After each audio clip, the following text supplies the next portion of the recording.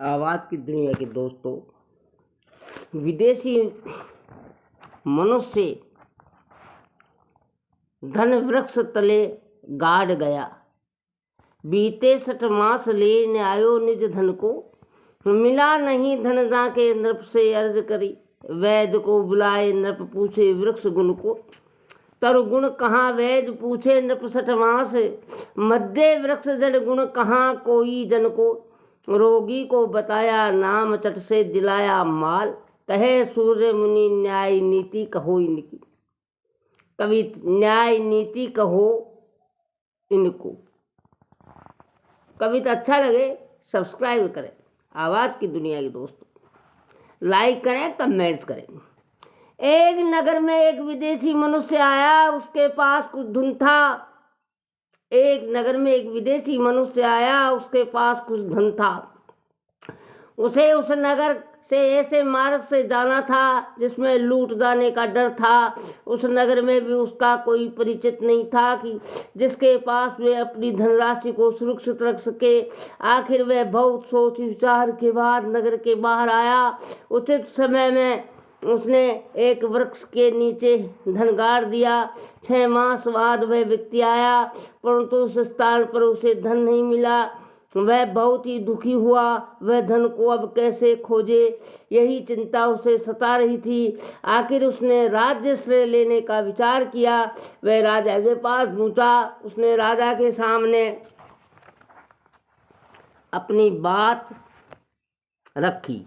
वह बोला, मैं जानता हूँ कि ये किसी व्यक्ति पर आरोप नहीं है। ये केस आपके न्याय की सीमा में आता है या नहीं, ये मैं जानता हूँ। मैं तो आपकी न्याय निष्ठा को जानकर ही यहाँ तक आया हूँ। राजा ने उसे आश्वासन दिया। राजा ने उसकी बात की सत्यता की प्रतीति कर ली। फिर उसे कहा, तुम्हें न्याय मिल सकेगा, ऐसी संभावना है। राजा कुछ देर तक विचार करता रहा। राजा की दृष्टि अपने यहाँ के वैद्यों पर गई। उसका ध्यान एक वैद्य की ओर गया। राजा ने वृक्ष के पत्ते आदि मंगवाए और उस वैद्य को भी बुलवाया। राजा ने वैद्य से उस वृक्ष के पत्ते जड़ आदि के गुण पूछे। वैद्य ने कहा, हाँ, वृक्ष का जड़ बहुत गुणकारी है, अमुक रोग में ये बहुत फायदा करती है।